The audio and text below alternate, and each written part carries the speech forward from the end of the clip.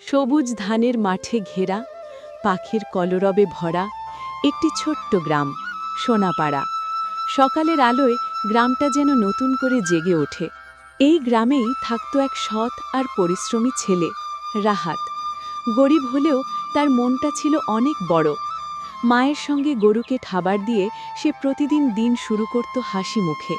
একদিন স্কুলে যাওয়ার পথে কাঁচা রাস্তার ধারে হঠাৎ রাহাতের চোখে পড়ল একটি মানিব্যাগ। চারপাশে তাকিয়ে সে বুঝল এটা কারো হারানো। মানিব্যাগ খুলে রাহাত দেখল ভেতরে অনেক টাকা। মুহূর্তেই তার মুখে চিন্তার ছাপ পড়ে গেল। এত টাকা, কিন্তু এটা তার নয়। কিছু না ভেবে রাহাত সোজা গেল গ্রামের মসজিদে। ইমামের হাতে মানিব্যাগ দিয়ে সে বলল, এই টাকাটা যার, তাকে খুঁজে দিন।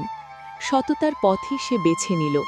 এই গল্প আমাদের শেখায়, সততাই মানুষের আসল শক্তি।